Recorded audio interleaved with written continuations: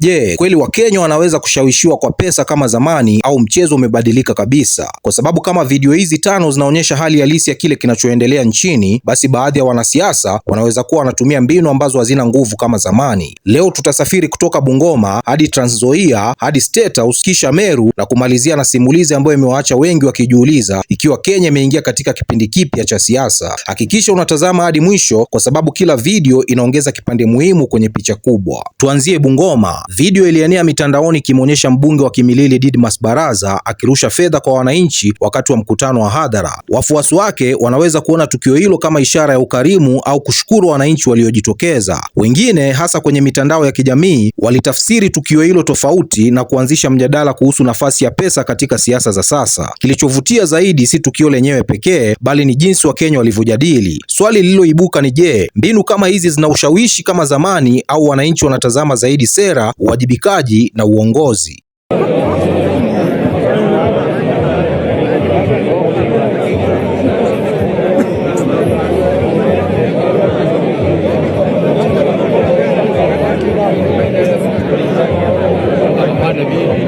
Please kusaidia hii line imekuja hivi.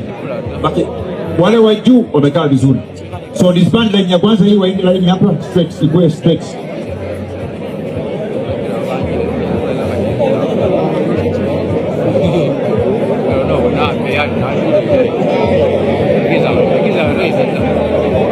Wewe usisukume mbele, wewe enda nyuma, hii unaotoa. Usisukume waende nyuma, hii watazunguka wale wa nyuma.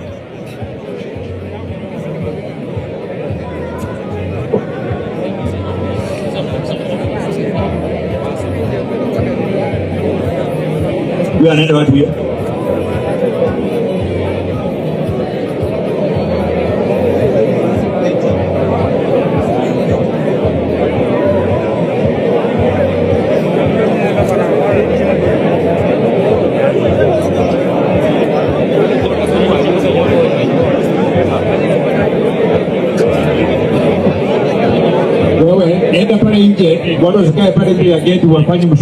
Lakini Bungoma haikuwa sehemu pekee iliyozua mjadala. Tukienda Trans Nzoia, kulisambaa video ya kiongozi wa wengi katika bunge la kaunti ya Trans Nzoia, Edwin Kosgei, ambapo alisimamisha hotuba yake baada ya wananchi kuonyesha kutoridhishwa na fedha zilizokuwa zimeletwa. Kulingana na simulizi iliyoambatana na video hiyo, fedha hizo zirudishwe kwa waliokuwa wamezileta. Iwe simulizi hiyo inaakisi tukio lote au la, video hiyo ilichochea mjadala mpana kuhusu matarajio mapya ya baadhi ya wananchi, kwamba wanataka majibu ya changamoto zao kuliko zawadi za muda mfupi. Halo, nataka sikizeni, Waswahili wanasema wacha tumsikize. Haya, sasa ile pesa nimetumwa nayo nirudishe. Hakuna pesa. Ile nimetumwa nayo nirudishe.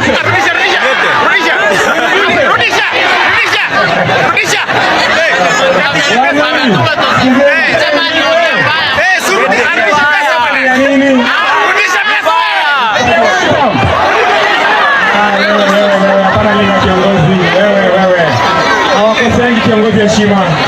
Hiyo sira yote ni ya nini? Ya kabarini? Ya huko stadium? Imeleta shida? Ya mbona mngeniambia? Wacheni mchezo bwana. Mngeniambia ndio shida mapema. Sasa hiyo ndio shida. Unataka rais asikie? Ile mambo ya stadium. Na akifanyia maneno inakuwa bid'a. Wacha wanaotuza ngome nafanyia maneno. Na wakati hayo yakijadiliwa, kulikuwa na tukio lingine lililowagusa wengi asubuhi ya leo. Kundi la waendesha bodaboda lilifika karibu na State House Nairobi baada ya taarifa kusambaa kwamba wangepokea kiasi cha fedha. Baadhi yao walidai walifika wakiwa na matarajio makubwa, lakini baadaye wakasema mambo hayakwenda kama walivyotarajia na wakaondoka bila kile walichokuwa wameambiwa wangepata. Video hiyo ilizua hisia nyingi mitandaoni, huku wengine wakijadili umuhimu wa kudhibitisha taarifa kabla ya kuzifuata na pia changamoto za kiuchumi zinazowafanya watu kuwa tayari kufuata ahadi kama hizo.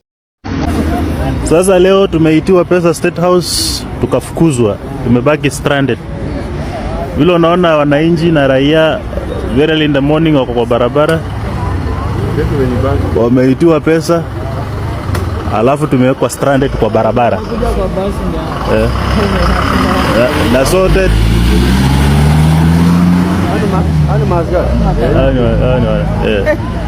tumeitiwa pesa imekosekana.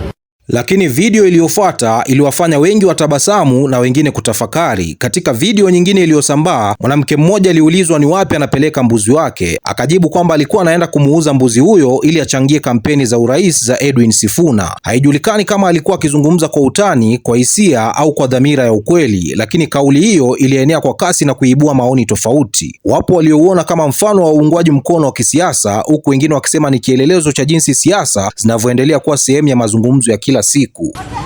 We mama, unaenda wapi na mbuzi? Mimi naenda soko. Kufanya nini? Naenda kuuza mbuzi nitumie Sifuna pesa kufanya kampeni. Aja Equity. Mimi naenda kutumia Sifuna pesa fanyie kampeni. Kampeni ya nini? Na Ruto. Hapana, nataka Sifuna kwa president ya. Na si Ruto, tutaki watu maskini. Natoka Bungoma, mimi natoka hapa Malaba. Hatutaki maskini. Haya, sasa sisi tunataka masikini awe president ya Kenya. Unapeleka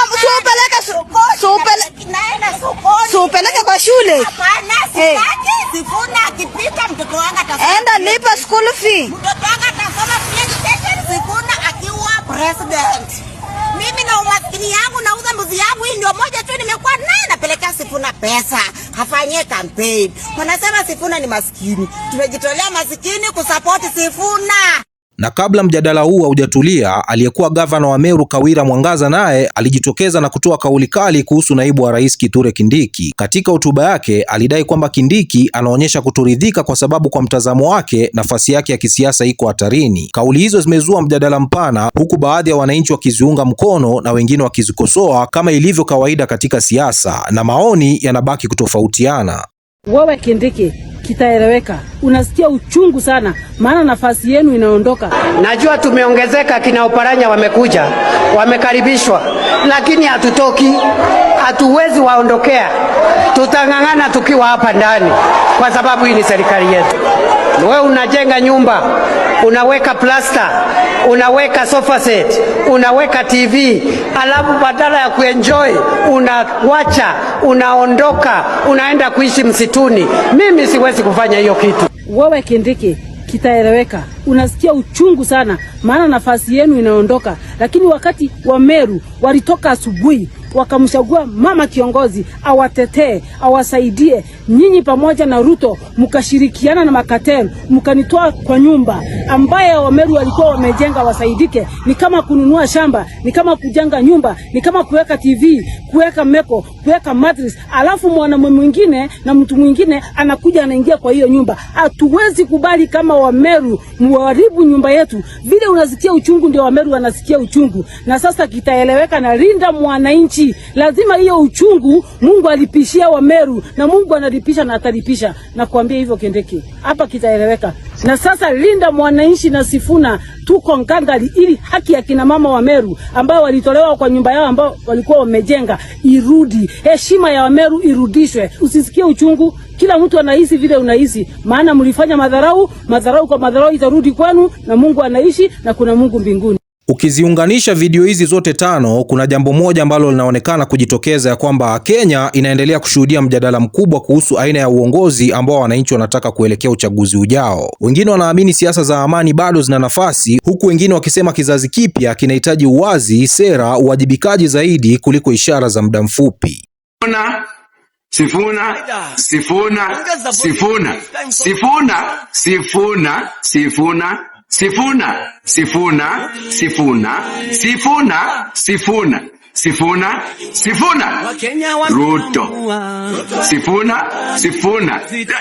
Rudi huko kwa Ruto, mlimwekea mbili by mistake. Rudisha moja huko. Angalia vizuri ni Sifuna. Sifuna, wewe hamtatuibia. Sifuna, Sifuna, Sifuna, Sifuna, Sifuna, Sifuna, Sifuna, Ruto. Sifuna, Sifuna, Sifuna imeenda. Sifuna, Sifuna, Sifuna, Sifuna, Ruto. Kwisha, mtatuibia. Sasa ningependa kusikia kutoka kwako. Je, unadhani wananchi wa Kenya wamebadilika kisiasa au mbinu za zamani bado zina nguvu? Niachie maoni yako kwenye comment section. Bwana, mimi naitwa Rish Mizuka, sauti ya vijana wa Afrika Mashariki. Namba 1 ni mimi, namba 2 ni mimi, namba 3 ni mimi, 4 na 5 na waachia nyinyi hapo. Bwana, tukutane kwenye video ijayo.